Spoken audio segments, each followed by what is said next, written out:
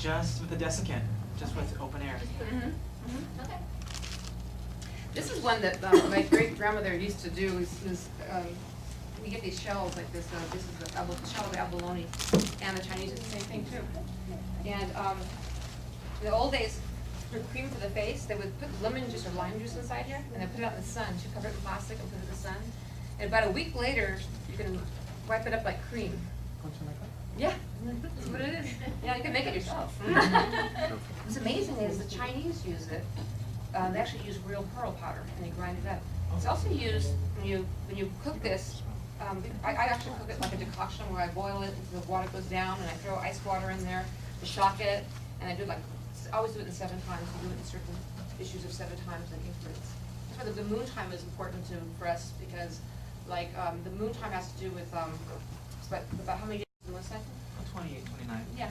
And we actually we actually pick our plants according to the moon. As Ultima did the same thing. She was taught to do the same thing, that we pick our plants around the full moon, because all the energy has been drawn upwards and the herb is at its strongest.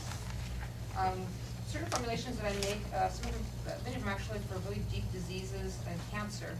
I always do those according to the moon cycle, and we always do it with ritual prayer. We always do it, and we also hold we also hold the bottle according to polarity. I had a little altar that was painted for me. It was on the display at the library. We actually hold it like this with one hand beneath, same way as you would do with Tai Chi when you bring up the energy. And you actually hold the bottle, we shake it this way.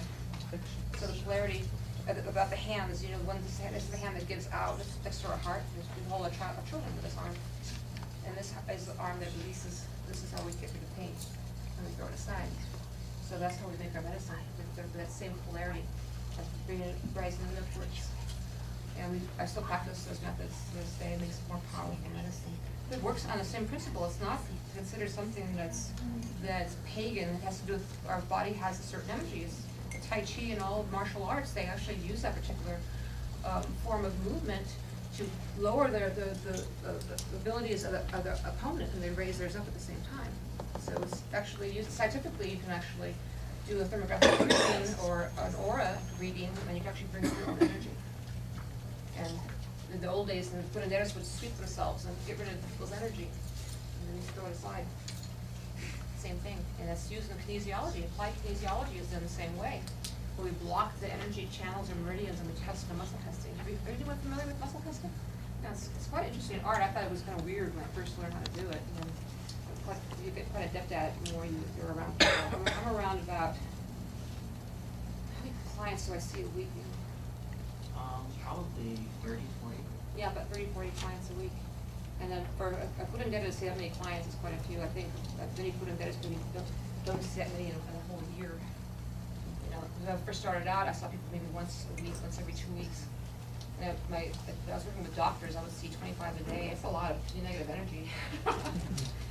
Time to get grounded. This is an interesting one too. This is kind of neat. This is that mushroom one, huh? That shade mushroom. This is for, you imagine a urethra? This is for urination, cystitis and things like that. Look at it. So it's just a little tube that water runs through. And it's actually like a mushroom. The Chinese still to this day, they actually have their herbs. They make them like they did in the old days. They would have them in certain bundles and things. It's really interesting to see the herbs in the raw state as compared to American herbs. They have more respect for their herbs than we do, I think. Is the Oshu, is it a local plant? Osha is actually considered a local plant. It's for a desert region.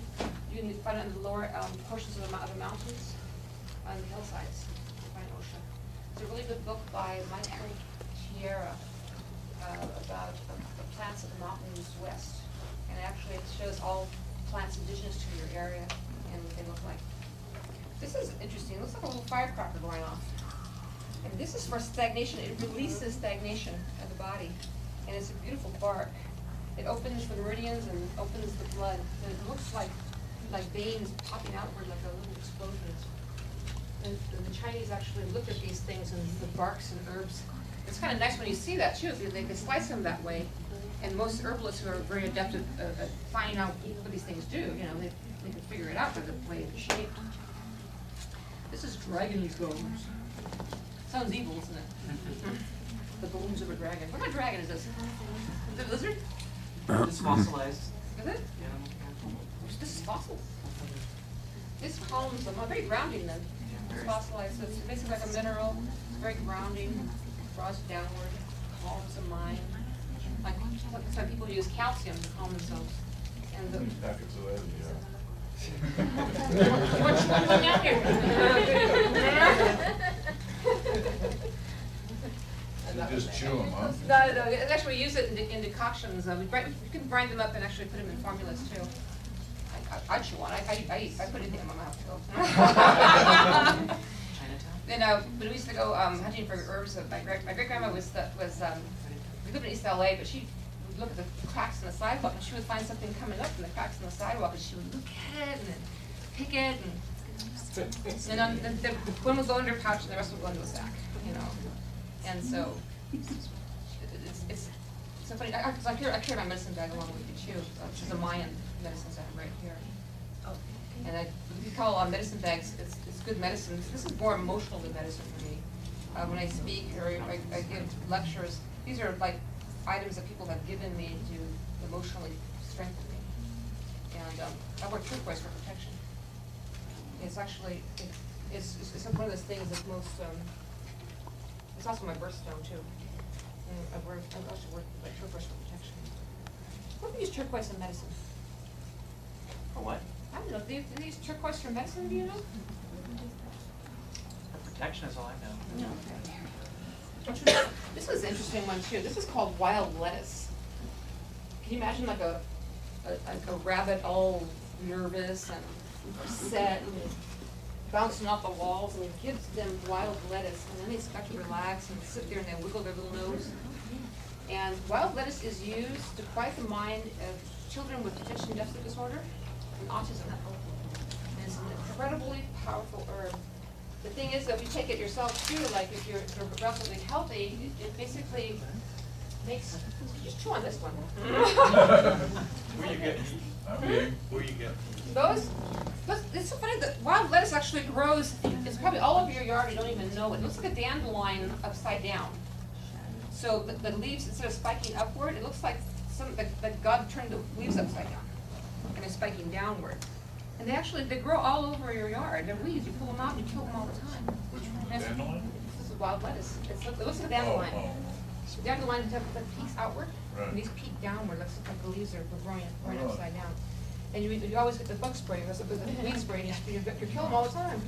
Yeah, they're weeds. It's just like a wild lettuce. And one thing about it too is that it has a lot of minerals in it, so it's very calming. I sneak it into, I'm a maker of chocolates, so I make a special cocoa. It's like, I make about 12 different types of hot chocolate. You know, you've seen the movie Chocolate. Yeah. Yeah. Yeah, and I just gave some to Robert the other day, made him giggle. And we put chili inside of it, and we always put a double warmer. We put cinnamon in there to warm the belly. And then the chocolate as a catalyst makes the herbs work really, really faster. But, my grandma used to sneak herbs with us in chocolate all the time. We used to have the morning too, she would have a drink called caleche. Basically it's coffee and milk. And she put cinnamon inside of it, and she would sneak some damiana in there so it was calm. So we would be running amok. And we would have that. Isn't that neat, those little tubey things? Yes, it looks like you can wear them as an earring. They're really interesting. So a lot of our herbs that we make now, though, in modern herbalism, we take all of the information from it, and the legends are really cool to know about them. But the modern curanderismo, we do things a little bit more scientifically, medically. With my practice too, it has to have an explanation. I work with doctors quite a bit, and they don't want to hear about excess liver heat and wind and all the old terminology that we used to use in the old days, like mal puesto and mal aire, or which is bad air. When Mexican American folk healing basically, when curanderos met up with the Catholic Church, basically they had to sanctify certain things, but they were not allowed to use these particular terminology anymore. But that's when